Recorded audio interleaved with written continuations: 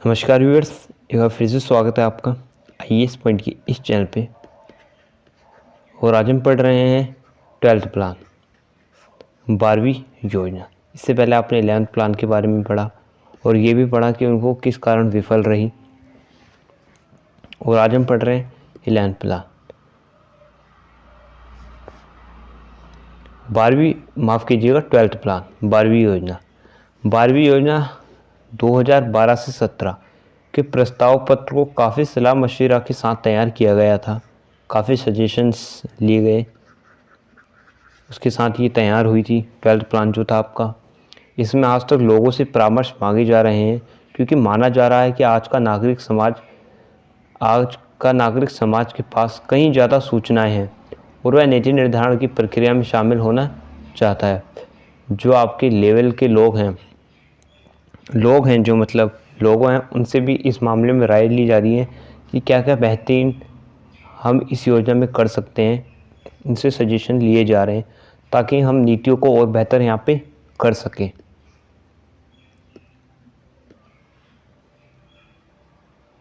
देश भर के 900-950 से ज़्यादा नागरिक संगठन इस प्रस्ताव में अपना इनपुट दे चुके हैं। 950 950 से ज़्यादा लोग इसमें अपना इनपुट दे चुके हैं, अपने सजेशंस दे चुके हैं कि और कैसे बेटर कर सकते हो आप नीतियों में, और क्या क्या चीज़ आपको इनों में करनी चाहिए। कारोबारी संघ, यहाँ तक कि लघु उद्योगों के संघ से भी संपर्क किया गया है। जो आपके चाहे बड़े उद्योग हों चाहे वो छोटे उद्योग हो, सभी से संपर्क किया गया है। आधुनिक इलेक्ट्रॉनिक और सोशल मीडिया के जरिए भी लोगों से सलाह मांगी जा रही है।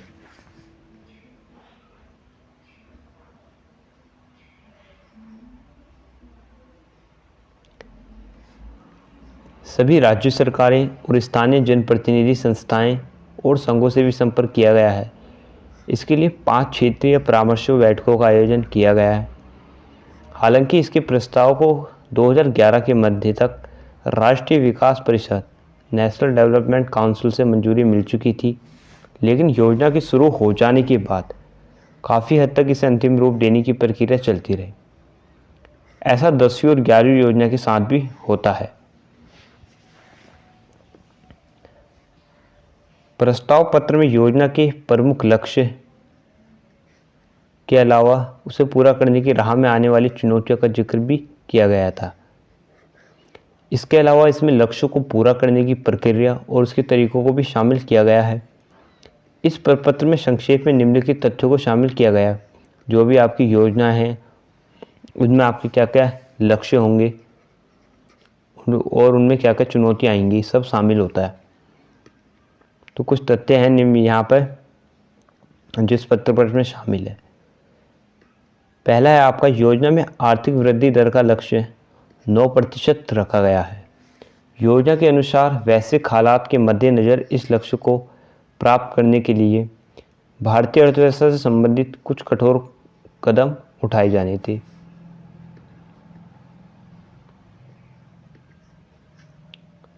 दूसरा पॉइंट, कृषि क्षेत्र की वृद्धि दर का लक्ष्य 4% रखा गया। जो एग्रीकल्चरल सेक्टर है आपकी, उसकी जो ग्रोथ रेट का लक्ष्य जो है वो 4% रखा गया। खाद्यान्न वृद्धि दर तथा गैर खाद्यान्न क्षेत्र वृद्धि दर का जो लक्ष्य है वो 2% और 5 से 6% रखा गया। योजना के अनुसार कृषि वृद्धि दर को उच्च रखने से न सिर्फ ग्रामीण जनसंख्या को बेहतर आमदनी होगी, बल्कि इससे महंगाई से निपटने से भी मदद मिलेगी। ज्ञात है कि 11वीं योजना के अंत में खाद्यान्न की महंगाई भी एक समस्या बनी थी।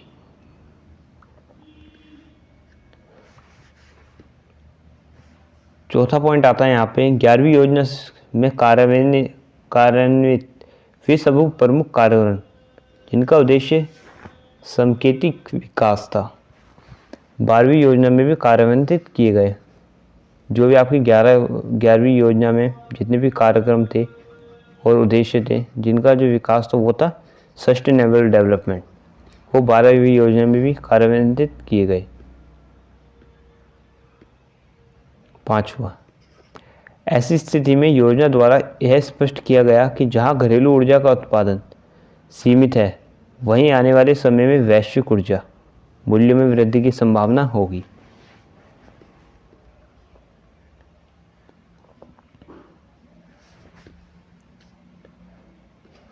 योजना के अनुसार 9% की वृद्धि दर को प्राप्त करने के लिए देश की वाणिज्यिक ऊर्जा आपूर्ति को प्रतिवर्ष 6.5 से 7% तक बढ़ाया जाना आवश्यक होगा, क्योंकि भारत अपनी ऊर्जा आवश्यकताओं में आत्मनिर्भर नहीं है। अतः प्रपत्र में आने वाले वर्षों में इनके आयात के बढ़ने की संभावना की गई है।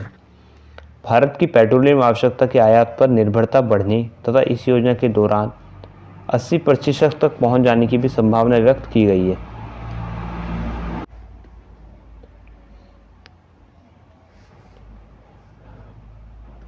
योजना द्वारा भारत में आने वाले वर्षों की कोयले की मांग पर चिंता जताई गई।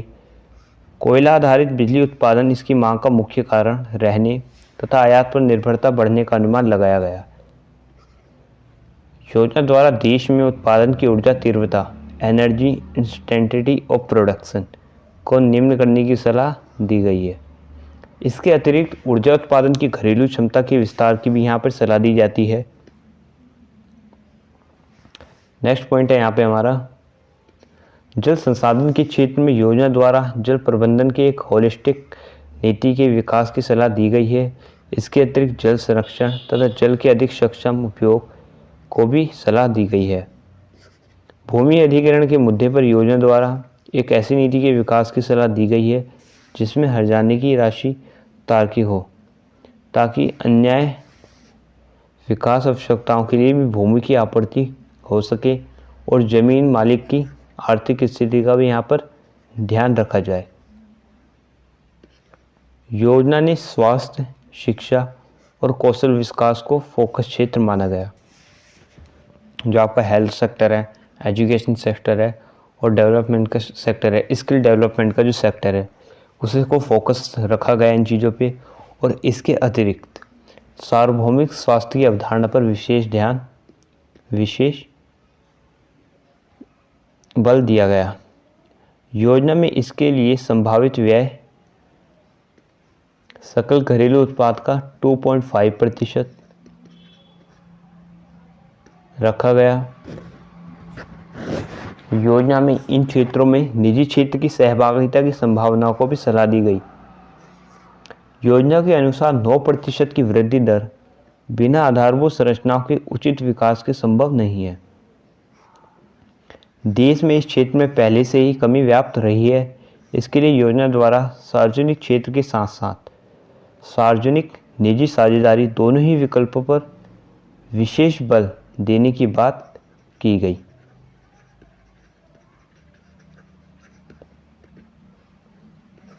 योजना के लिए उचित संसाधन जुटाने हेतु राजकोषीय समेकन यानी कि फिजिकल कंसोलिडेशन के क्षेत्र में कुछ कठोर निर्णय लेने की सलाह दी गई।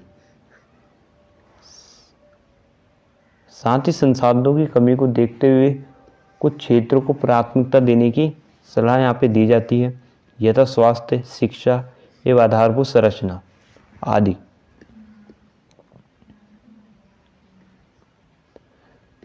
अंत में योजना पत्र द्वारा संसाधनों के अधिक कार्यकुशल इफिशिएंट उपयोग पर बल दिया गया। यह बात संसाधनों की कमी की स्थिति में और भी महत्वपूर्ण हो जाती है।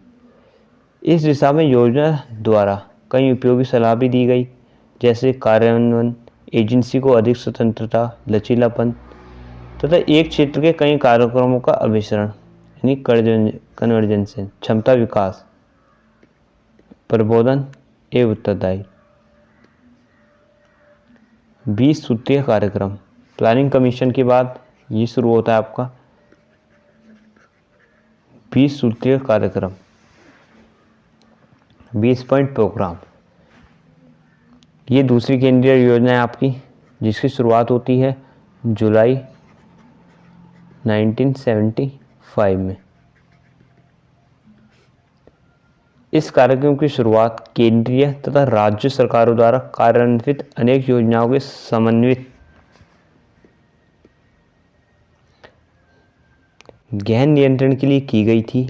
इस कार्यक्रम का जो मूल उद्देश्य था वो था लोगों के जीवन में स्तर में सुधार लाना, खास तौर पर ऐसे लोगों के जीवन स्तर में सुधार लाना जो गरीबी रेखा से भी नीचे हैं। लोगों के जीवन स्तर में इस कार्यक्रम के तहत उन योजनाओं पर बल दिया गया जो गरीबी उन्मूलन और ग्रामीण क्षेत्रों में जीवन स्तर को सुधारने में कारगर साबित होते हैं। इस योजना को 1982 तथा 1986 में पुनर्रचित किया गया। यूपीए सरकार द्वारा इसकी पुनर्रचना की गई। वर्तमान कार्यक्रम में 119 विषय है जिसे 20 सूत्री में समाहित किया गया है जो ग्रामीण क्षेत्रों में जीवन स्तर को सुधारने से संबंधित है। इन विषयों में से 54 को मूल्यांकन मानदंड के आधार पर नियंत्रित किया जाता है। 65 विषयों को पूर्व निर्धारित भौतिक लक्ष्यों के आधार पर तथा जो 20 बचे हुए हैं वो महत्वपूर्ण विषयों को मासिक आधार पर नियंत्रित किया जाता है। इन लक्ष्यों का जो निर्धारण है वो केंद्र के मंत्रालयों द्वारा राज्यों तथा केंद्र शासित प्रदेशों के परामर्श के साथ किया जाता है। इस कार्यक्रम का आवंटन विभिन्न पंचवर्षीय योजनाओं के तहत किया जाता है। आर्थिक सुधारों की शुरुआत के लिए 21वीं सदी की चुनौतियों को ध्यान में रखते हुए 20 सूत्रीय कार्यक्रम 1986 को एक नया रूप देते हुए इसे नया नाम 20 सूत्रीय कार्यक्रम 2006 दिया गया। यह संयुक्त प्रगतिशील गठबंधन सरकार के राष्ट्रीय न्यूनतम साझा कार्यक्रम में शामिल था।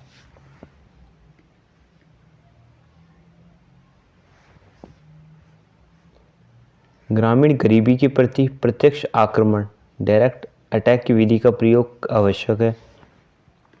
इसकी शुरुआत 20 सूत्री कार्यक्रम में हुई। इस विधि का एक बड़ा स्वरूप तब देखने को मिलता है जब सरकार द्वारा एक पंचवर्षीय योजना की घोषणा गरीबी हटाओ के नारे के साथ की जाती है। यह अर्थशास्त्र और राजनीति का एक बेहतर मिश्रण था। आने वाले समय की सभी सरकारों ने इस कार्यक्रम को निर्बाध रूप से जारी रखा। वर्ष 2015 के मध्य में इस कार्यक्रम को प्रबोधित करने वाले मंत्रालय सांख्यिकी एवं कार्यान्वयन मंत्रालय जो इस कार्यक्रम को प्रबोधित करते हैं द्वारा प्रधानमंत्री कार्यालय को इसे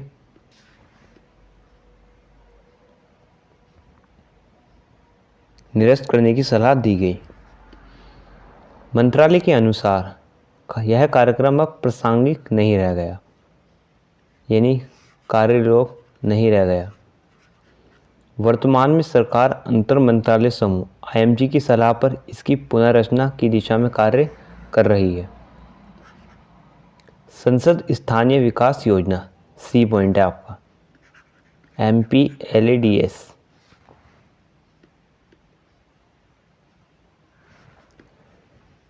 सांसद स्थानीय क्षेत्र विकास योजना MPLADS केंद्रीय योजनाओं में सबसे अंतिम योजना है तथा यह शुरू की गई सबसे नवीन योजना भी है। इस योजना की जो शुरुआत है वो होती है आपकी 23 दिसंबर 1993 23 दिसंबर 1993 को, जिसमें प्रत्येक सांसद को 5 लाख रुपए की राशि दी गई, जिसे वित्त वर्ष 1994-95 में बढ़ाकर 1 करोड़ रुपए कर दिया गया। सांसदों ने इस राशि को 1997-98 में 5 करोड़ तक बढ़ाने की मांग की, लेकिन अंततोगत्वा सरकार ने इसे 1998 और 99 में बढ़ाकर 2 करोड़ रुपए कर दिया। अप्रैल 2011 में इसकी जो राशि थी वो बढ़ाकर 5 करोड़ रुपए कर दी जाती है। 1990 के दशक की शुरुआत में सभी सांसदों की दलगत राजनीति से उठकर यह मांग थी कि ऐसी योजना की आवश्यकता है जिसमें विकास का लाभ प्रत्यक्ष रूप से जनता को उनके प्रतिनिधियों द्वारा। सरकार ने इस मांग पर गौर किया तथा इस तरह इसकी शुरुआत हुई।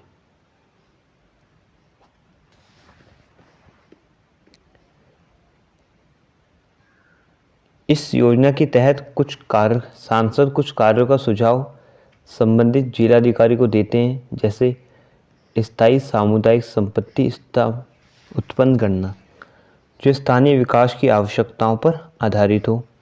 इस योजना का जो संचालन है वो निर्देशों के एक समूह द्वारा किया गया, जिसे व्यापक रूप से संशोधित कर नवंबर 2005 में जारी किया गया।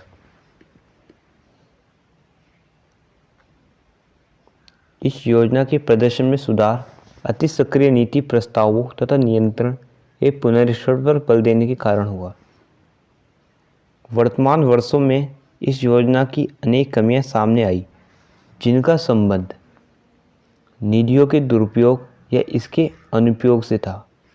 खासकर पिछड़े राज्यों में पंचायती राज संस्थानों के स्तर पर जनप्रतिनिधि इस योजना को रद्द करने की मांग कर रहे हैं, क्योंकि यह विकेंद्रीकृत योजना का उल्लंघन करता है। इसके स्थान पर उनकी यह मांग थी है कि समान प्रकार के कार्यों के लिए इस निधि को स्थानीय निकायों के हाथों में प्रत्यक्ष रूप से सुपुर्द कर दिया जाए। तो उनका यह मानना था कि यह जो मांग है आपकी समान प्रकार के कार्यों के लिए, जो आपके कॉमन वर्क हैं, उन कार्यों के लिए जो ये निधि है, इनको स्थानीय निकाय के हाथों में प्रत्यक्ष रूप से सौंप दिया जाए। वर्ष 2014 में सांख्यिकी और कार्यक्रम कार्यान्वयन मंत्रालय MPSPI द्वारा इस योजना से संबंधित संशोधित दिशा निर्देशों की घोषणा की गई, जो अपेक्षाकृत सरल, स्पष्ट और आसानी से समझने योग्य है। इसके जो मुख्य भाग हैं वो इस प्रकार है। जो संशोधित दिशा निर्देश थे उनको हम पढ़ते हैं, क्या क्या इनमें संशोधन हुए। इसके अंतर्गत न सिर्फ निषेधित मदों बल्कि अनुज्ञेय परंपराशील मदों की भी चर्चा है। अनुसूचित जनजाति क्षेत्रों में अब ट्रस्ट और गैर सरकारी संगठन जैसे NGO 75 लाख रुपए तक का निर्माण कर सकते हैं। पहले यह राशि 50 लाख रुपए थी। सहकारी समितियों को इसमें शामिल कर लिया गया। उद्देश्य है सहकारी आंदोलन और ग्रामीण विकास का प्रोत्साहन, उन्हें बढ़ाना। इस योजना के अंतर्गत व्यक्त एक ठप कार्यों को राज्य सरकार पूरा करेंगी। प्राकृतिक एवं मानव जनित दोनों प्रकार की आपदाओं के लिए धन आवंटन संभव होगा। अब सांसद द्वारा धन का आवंटन अपनी संसदीय क्षेत्र राज्य संघ के बाहर भी किया जा सकता है। इसे अन्य केंद्रीय प्रायोजित योजनाओं जैसे मनरेगा एवं राज्य की योजनाओं के साथ मिलकर इस्तेमाल संभव है। इसके कोष का आवंटन अब स्थानीय निकायों को भी किया जा सकता है। अब इसमें आम जनता एवं सामुदायिक समूह से धन का योग्य संभव होगा।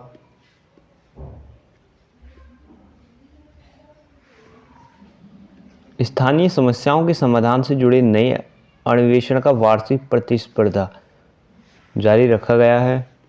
योजना के क्रियान्वयन एवं लेखा परीक्षण के लिए एक बेहतर व्यवस्था का विकास किया गया है। नई दिशा निर्देशों के द्वारा सांसदों को परियोजनाओं के चयन का ज़्यादा लचीला प्रारूप प्रस्तुत किया गया है, जिसका जो संबंध है वो अन्य क्षेत्रों से है। आधारभूत संरचना विकास, पेयजल, साफ सफाई, शिक्षा, स्वास्थ्य, आपदा प्रबंध इत्यादि।